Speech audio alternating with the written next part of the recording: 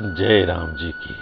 श्री वाल्मीकि रामायण अयोध्या कांड 78वां सर्ग। शत्रुघ्न का रोष। उनका कुब्जा को घसीटना और भरत जी के कहने से उसे मूर्छित अवस्था में छोड़ देना। 13वें दिन का कार्य पूर्ण करके श्री रामचंद्र जी के पास जाने का विचार करते हुए शोक संतप्त भरत से लक्ष्मण के छोटे भाई शत्रुघ्न ने इस प्रकार कहा।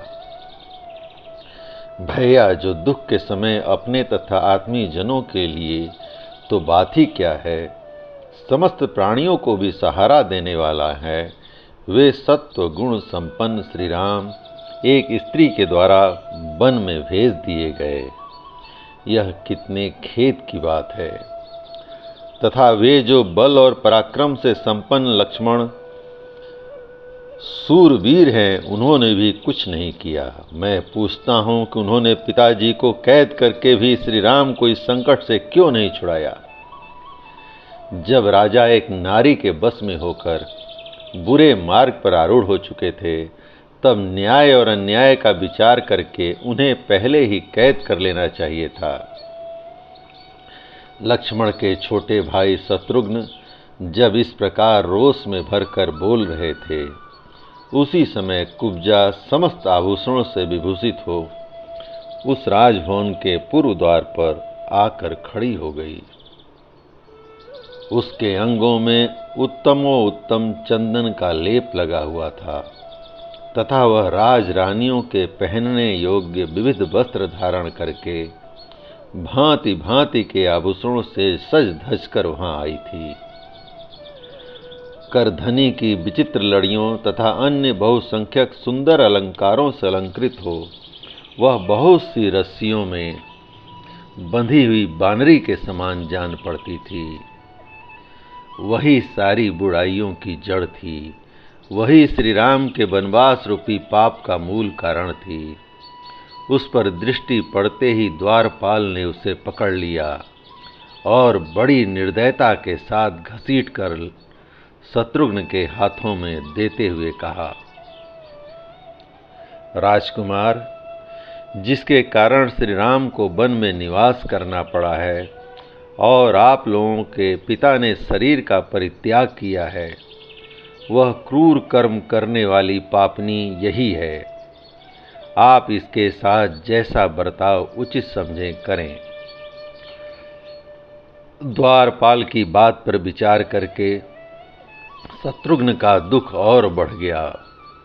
उन्होंने अपने कर्तव्य का निश्चय किया और अंतःपुर में रहने वाले सब लोगों को सुनाकर इस प्रकार कहा, इस पापनी ने मेरे भाइयों तथा पिता को जैसा दुस्सह दुख पहुंचाया है, अपने उस क्रूर कर्म का वैसा ही फल यह भी भोगे। ऐसा कहकर शत्रुघ्न ने सखियों से घिरी हुई कुब्जा को तुरंत ही बलपूर्वक पकड़ लिया। वह डर के मारे ऐसा चीखने चिल्लाने लगी कि सारा महल गूंज उठा। फिर तो उसकी सारी सखियां अत्यंत संतप्त हो शत्रुघ्न को कुपित जानकर सब ओर भाग चलीं। उसकी संपूर्ण सखियों ने एक जगह एकत्र होकर आपस में सलाह की कि जिस प्रकार इन्होंने बलपूर्वक कुब्जा को पकड़ा है, उससे जान पड़ता है ये हम लोगों में से किसी को जीवित नहीं छोड़ेंगे। अतः हम लोग परम दयालु, उदार, धर्मज्ञ और यशस्विनी महारानी कौशल्या की शरण में चलें। इस समय वे ही हमारी निश्चल गति हैं।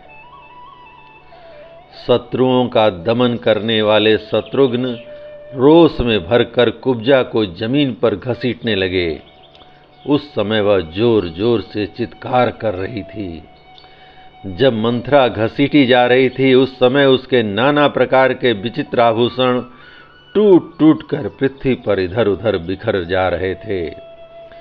आभूषणों के उन टुकड़ों से वह शोभाशाली विशाल राजभवन नक्षत्र मालाओं से अलंकृत शरत काल के आकाश की भांति अधिक सुशोभित हो रहा था। बलवान नरश्रेष्ठ शत्रुघ्न जिस समय रोषपूर्वक मंथरा को जोर से पकड़कर घसीट रहे थे, उस समय उसे छुड़ाने के लिए कैकेयी उनके पास आई। तब उन्होंने उसे धिक्कारते हुए उसके प्रति बड़ी कठोर बातें कहीं, उसे रोषपूर्वक फटकारा। शत्रुघ्न के कठोर वचन बड़े ही दुखदायी थे। उन्हें सुनकर कैकेयी को बहुत दुख हुआ। वह शत्रुघ्न के भय से थर्रा उठी और अपने पुत्र की शरण में आई।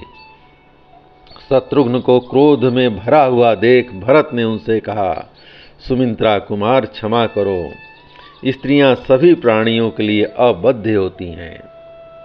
यदि मुझे यह भय न होता कि धर्मात्मा श्री राम मात्र घाती समझकर मुझसे घृणा करने लगेंगे, तो मैं भी इस दुष्ट आचरण करने वाली पापनी कैकेयी को मार डालता। धर्मात्मा श्री रघुनाथ जी तो इस कुब्जा के भी मारे जाने का समाचार यदि जान लें, तो वे भी निश्चय ही तुमसे और मुझसे बोलना छोड़ देंगे। भरत जी की यह बात सुनकर लक्ष्मण के छोटे भाई शत्रुघ्न मंथरा के वध रूपी दोष से निवृत्त हो गए और उसे मूर्छित अवस्था में ही छोड़ दिया। मंथरा कैकेयी के चरणों में गिर पड़ी और लंबी सांस खींचती हुई अत्यंत दुख से आर्त हो करुण विलाप करने लगी। शत्रुघ्न के पटकने और घसीटने से आर्त एवं अचेत हुई कुब्जा को देखकर भरत की माता कैकेयी धीरे धीरे उसे आश्वासन देने, होश में लाने की चेष्टा करने लगी। उस समय कुब्जा पिंजड़े में बंधी हुई क्रौंची की भांति कातर दृष्टि से उनकी ओर देख रही थी। जय राम जी की। इस प्रकार श्री वाल्मीकि निर्मित आर्ष रामायण आदि काव्य के अयोध्या कांड का 78वां सर्ग प्रभु श्री राम की कृपा से पूर्ण हुआ। जय श्री राम।